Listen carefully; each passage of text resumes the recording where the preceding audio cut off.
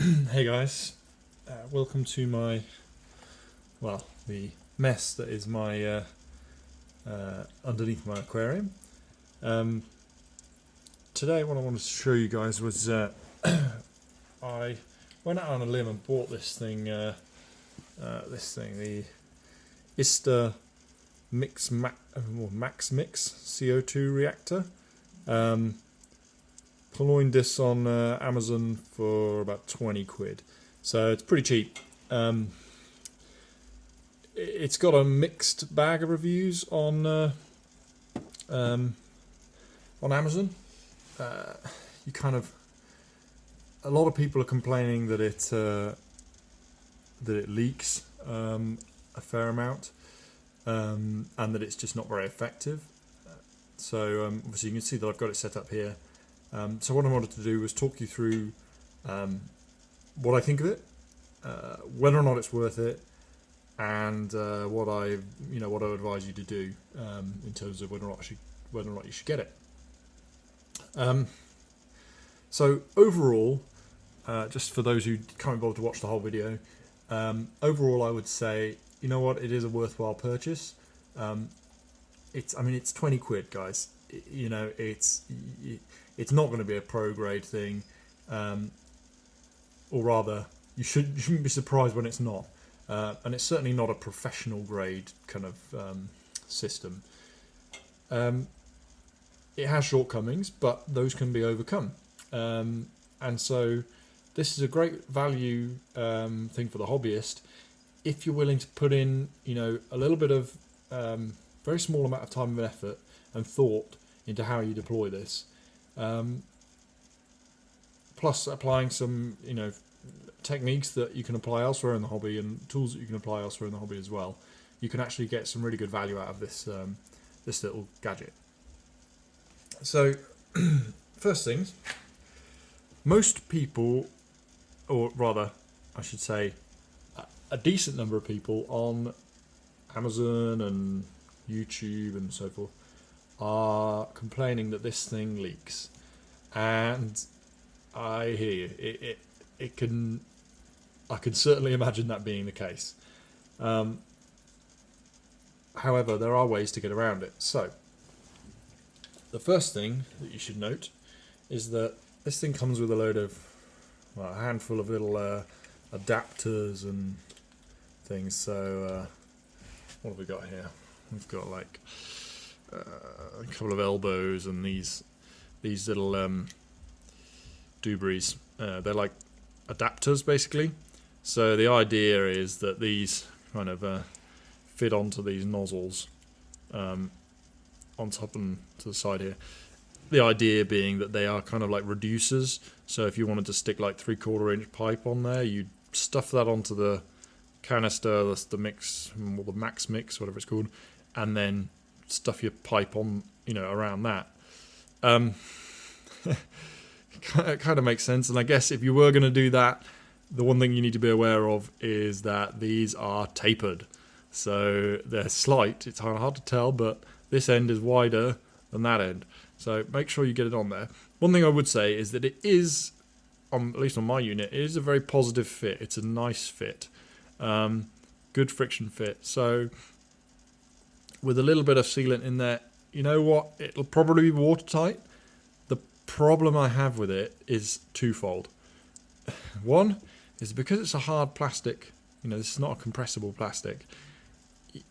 It's a push fit, but there's nothing to stop it sliding off again. So if you have it set up like I have, where it's underneath the tank, there's a decent amount of pressure inside.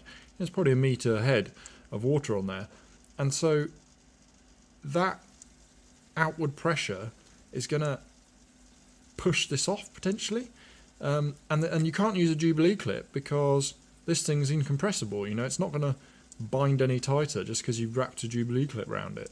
You'll be able to bind the outer pipe onto this, fine, but this thing will just burst off as far as I can tell, especially because it's tapered. Because the further it, if it moves a little bit, then the taper effect is going to mean that it will be even less friction, and so it's just exponential and it will burst off. I could definitely see these coming off. I haven't tried it, but I wouldn't for that reason. Kind of same thing goes for these, to be honest, these elbows. I mean, I'm going to keep them in my little box of tricks just because they're probably half useful as elbows for the Eheim piping, but I wouldn't use them as a push fit onto these connectors because of the same reason. You know, they're just going to get pushed off. You know, putting pipe around them and then Jubilee clamping onto them, yeah, probably okay. But to slide this onto another plastic, not so much. So these, basically garbage. So do yourself a favour, chuck them away. Sure, let's talk about how to seal this thing. So we've spoken about getting rid of those little connectors. So fine, you can get shot of those.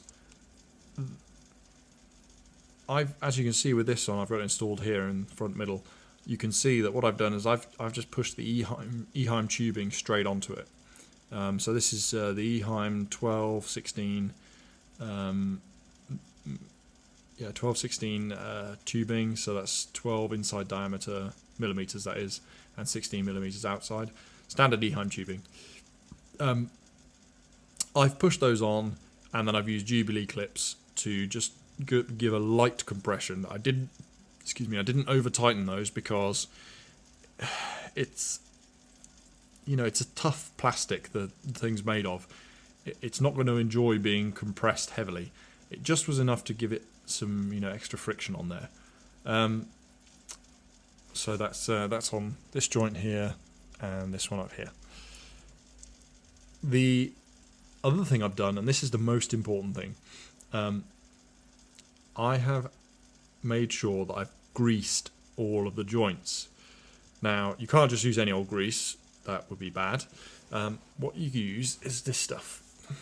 It's called HT silicone grease, which apparently stands for high tack for severe temperature and pressure conditions for O-rings, valves and taps. Ideal as a plumber's grease. UK water bylaws approved product. So, and at the bottom it says ingredients US government approved for food industry.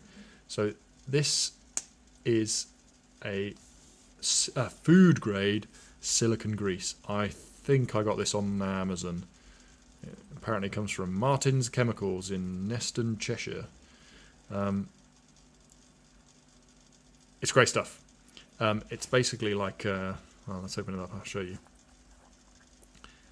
It's clear. It looks white in there because obviously the pot's white. It's clear. Same consistency as silicone that you'd use to kind of, the traditional aquarium silicone you'd use to like seal a tank or whatever, while it's still liquid. It's that sort of consistency, it's like grease, literally like engine grease or whatever. The difference is it's made of silicone, so it's inert and it's not, as I say, that's why you get the food grade stuff. It's not going to interfere with the fish, certainly not in the quantities we're dealing with. But it doesn't solidify. So it's not like your aquarium silicone that eventually solidifies in air. This stuff does not. So what you do is, and this goes for, to be honest, anything you do on your aquarium gear. Obviously you can see down here I've got a whole load of mess of, joints and millions of things that could leak. But none of it does, and that's because I use this stuff on every joint and every O-ring. So even in the taps, I've disassembled all of my Eheim taps, and inside there's a big fat O-ring which the ball valve twists in. You guys will know there's an O-ring in the middle here in the joint. There's O-rings at the bottoms of each of the canister filters, everywhere. All of the joints, all of the I don't bother on these screw fittings because they're pretty good, but like these joints here, these push fit right angles, I've used silicone grease on all of those. Basically, what you do is on any O-rings, you just use your fingers and smear, make sure the O-ring is coated in this silicone grease, and that provides a much better surface for the compression fits that you get on these O-rings. And it improves the lifetime of the O-ring itself. It stops it kind of drying out and going horrible. So, to this specific thing, I used a bit of silicone grease. I wiped it on the joints. So on the where I pushed the Eheim tubing onto these things, I just wiped with my finger, wiped a thin layer of grease, silicone grease, on the joint, and then slid the pipe over. And that will just provide a nicer seal. Probably not necessary there, but I did anyway. But the important piece is down here.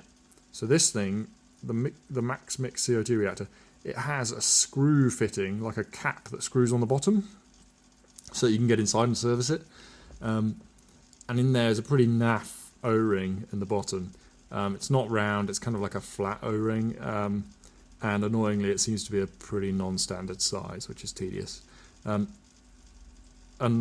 you know, you can tell it's not a brilliantly high quality O-ring. So what I've done is literally all I've done to this thing is I've just smeared the O-ring with that grease. So I just got it between my fingers and ran it through my fingers. Just make sure it's got a light coating all the way around it, on all sides of the O-ring. Stuffed the O-ring back inside the cap. Made sure there were no, like, you know, removed any like chamfers or burrs, plastic burrs from the manufacturing process on the mating surfaces. So the bit that presses into the O-ring, which is the bottom of this cylinder. Screwed it up, nipped it tight. I haven't like wound it as tight as I can. It's not about the tightness here. It's about just making sure you've got a level seal. You know, that needs to push down evenly on the O-ring. If you over tighten it, you risk cracking the plastic or, you know, warping it with excess stress, and then it will just leak anyway. So just, you know, firmly tight but not over tight, and bang, not a single drop out of it. It is stood on some like kitchen towel down there. That is not because it is absorbing moisture. That's because it helps dampen the little bit of vibration that comes out of it, and because it's on a hardwood floor, it stops it vibrating and causing a little rattle. So that's vibration dampening at the moment. So that is how you seal it and make it watertight. And I've had absolutely no issues with it being with it leaking at all. So I've not had a single bead of moisture come out of any of these joints or anywhere. So that being said, if I didn't use that silicone grease, I'm very, very confident it would have leaked it almost immediately round the bottom, past that crappy O-ring. The grease has a side effect of kind of filling the pores in the pretty low quality O-ring they've got in there. The grease really, you know, fills any small voids in there or any roughness in the surface of that O-ring. Really improves the overall quality of it. So I'll just try and get this thing to focus. There we go. Oh, never mind. So, as I say, for 20 quid it's not bad. The other thing I've done to this thing, in terms of modifications, is just gone through and made sure that I removed any burrs, any seams, any like artifacts from the manufacturing process. Basically, this thing is injection molded. It's made in a factory in China somewhere. They smashed them out. That, you know, for 20 quid, they can't pay some sod to inspect every single one and remove the burrs manually and, you know, and all of that. They'll just injection mold it out, slap it in a box and post it, right? That is what you get when you pay 20 quid for something, which is great because I don't mind doing that, you know. I save myself a couple of quid. I get a cheap product, which is great. I mean, this is what the whole Chinese market is about, right? You get it cheap, but, you know, you just need to pay attention to it. So what I've done is I went around, as I say, particularly on all of the mating surfaces. So that is this wherever these pipes are plug on, there and there. They had seams from the injection molding process. You could just sand those off.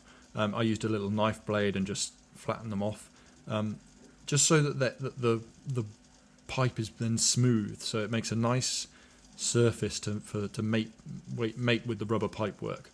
And as I mentioned, on the bottom, where the cap screws on, I just made sure that was, didn't have any chamfers on it, didn't have any like burrs or anything on there. And there's a nice smooth surface that mates with the O-ring. Again, I just used a little knife blade just to make sure there was nothing, that it was nice smooth. I'd recommend just using a bit of sandpaper, probably easier. I just had a knife to hand, so I used that. Probably easier to screw it up with a knife though, so use your best judgment.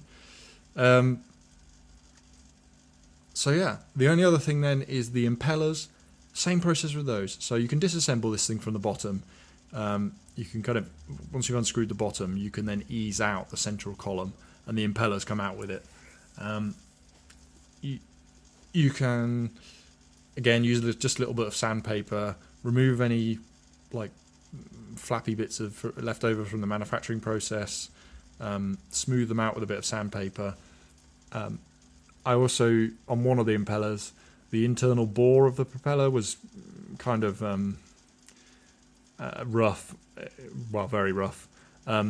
I just put a bit of rolled up a bit of sandpaper and kind of scuffed it back and forth a few times through the central bore just to kind of neaten it up a little bit, just so there's nothing catchy in there, that it's not going to catch on anything and make it harder to rotate.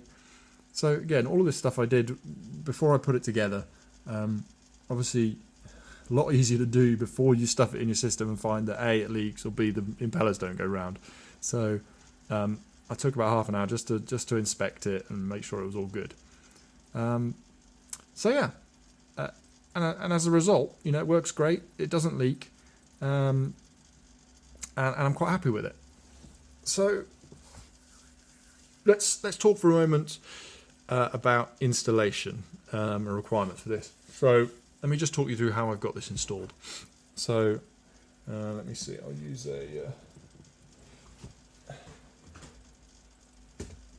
handle of my net as a pointer.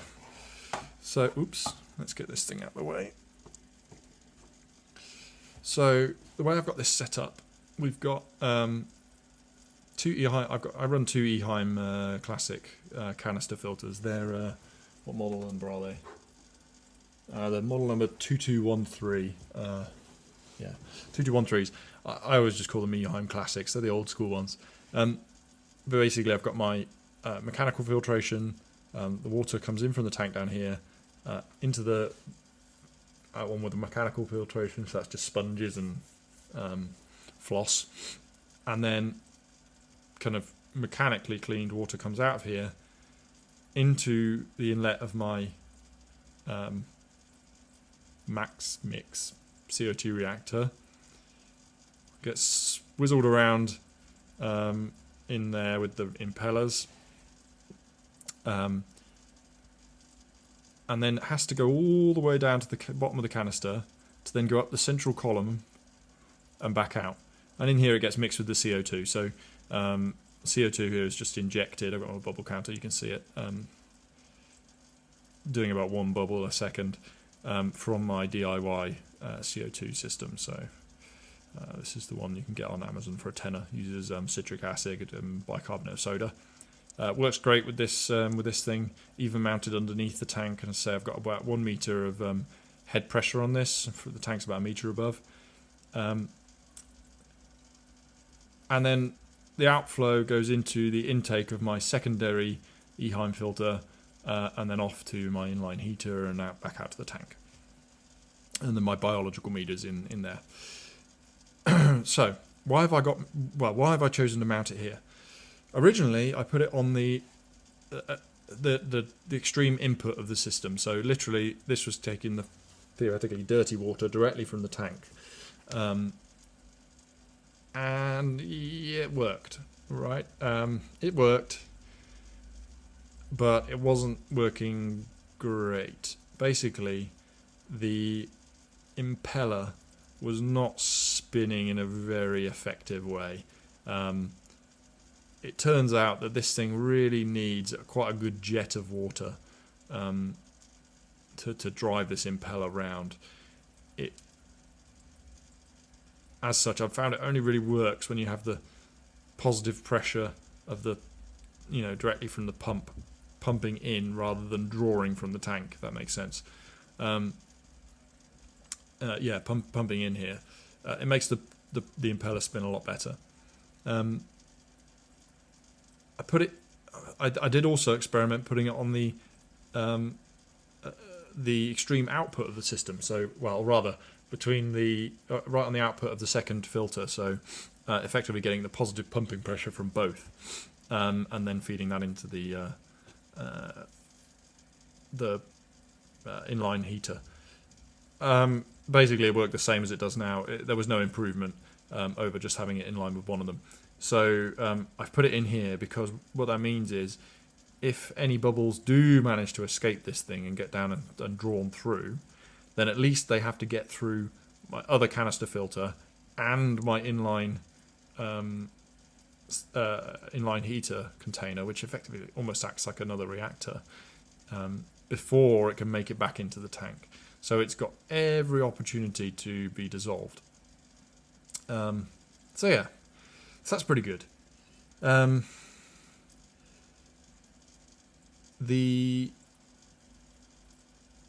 else?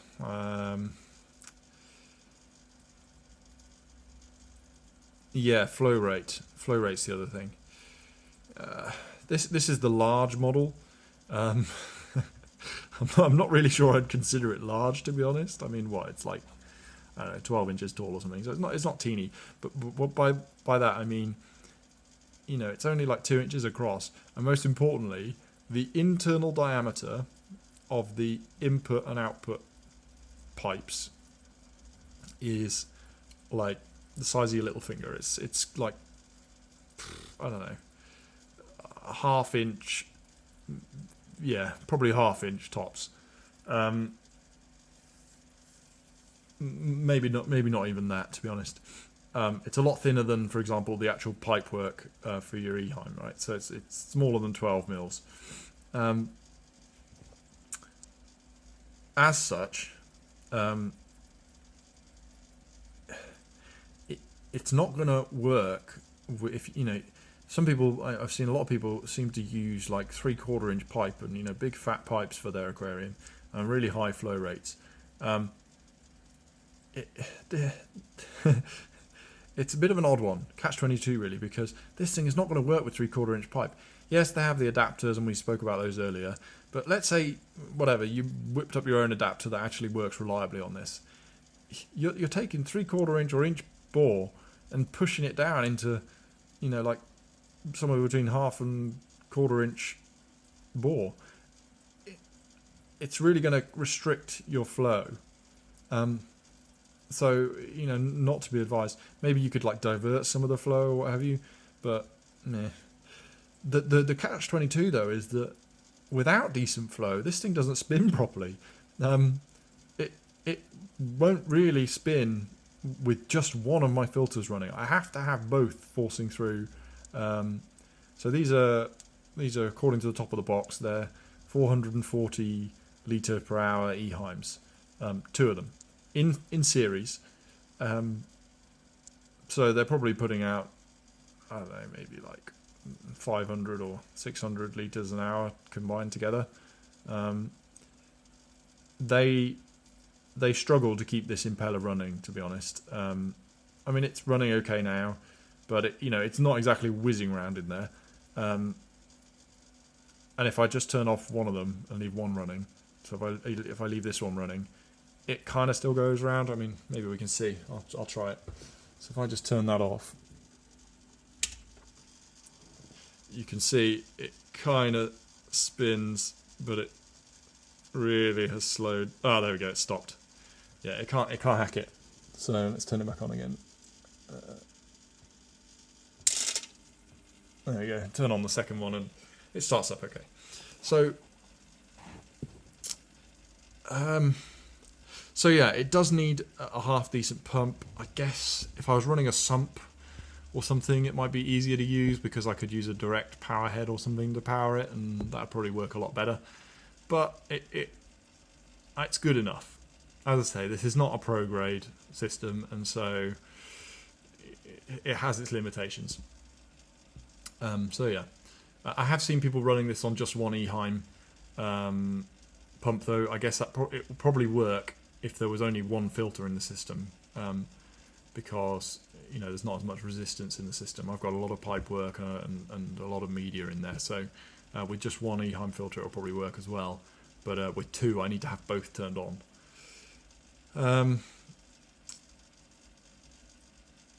Right, so let's talk about effectiveness. Actually, before we do, there's a trick to this as well. So in the instruction manual and in the videos and whatever people posted, they all say, okay, to start it, you need to turn it upside down in order to drain the air out of it. Now, you could do that if you're a mug. I mean, obviously, you can see here, if I needed to turn this upside down to start it, it'd just be a nightmare. So what I do instead is to bleed the air out of it. So let's say we emptied this, we connect it all back up again, turn all the taps on, and a little bit of water come in, but the water will probably stop when it gets to about here, because there's no way for it to, the air to escape. So in this, where I've got the CO2 coming into the system, you can see I've got the bubble counter, and then I've got a T-piece, which feeds, normal flow is that it feeds into the canister here. However, when I want to start this off, and this is full of air, I want to drain the air, I open all the taps, so there's pressure from the tank inside here, and then I've got this little airline tap, which I just open. So if I'll show you this little tap, if I open that out, it will, well, in this case, water will flow out. But if there's air in there, air will flow out of this, out of that tap, and allow the air to escape. And you'll see the canister fills up, and that's a lot easier than having to flip the damn thing over. And then when you're done, you just close the tap. Interesting note: these taps are always rubbish. The cheap ones you get on like eBay and Amazon, what have you, until you apply the silicone grease inside them, and presto, they work like magic and actually work and seal. So that's how I've got that one to actually work. So that works great. And then the rest of the CO2 system is normal. One thing I have had to do is I had it for a little while. I had it running at 2 bubbles a second, and discovered that it filled it started filling the top of this with CO2, and as such the impeller stopped working because they're no longer in the liquid or in the water. So I've reduced that down to 1 bubble a second or so. I'm going to see how that does. But what I figure is the amount of CO2 that I need in here is probably a lot lower than what I would need if I was using a diffuser, because none of the CO2 escapes.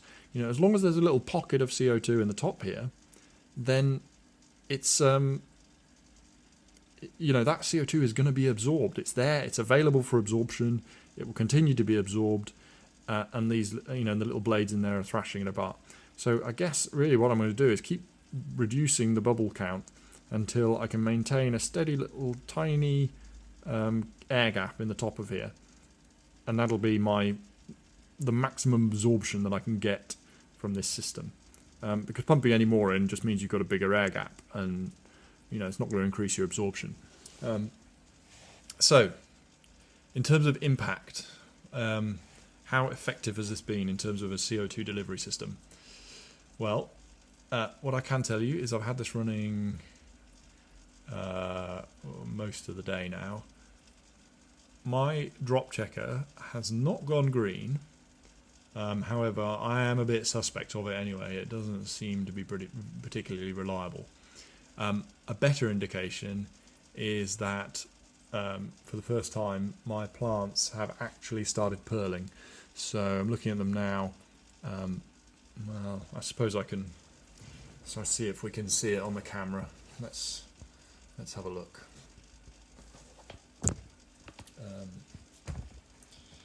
Let's see.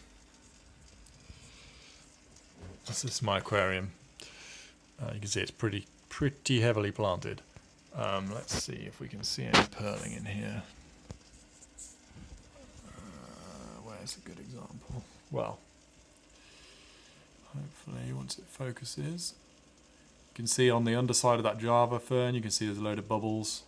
You can see a constant stream of bubbles there coming off of this red plant that I don't know the name of. Focus. So yeah, you can see there's a constant stream. You can see there's good.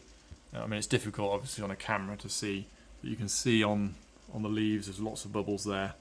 On all of those green, the red plants and the green ones.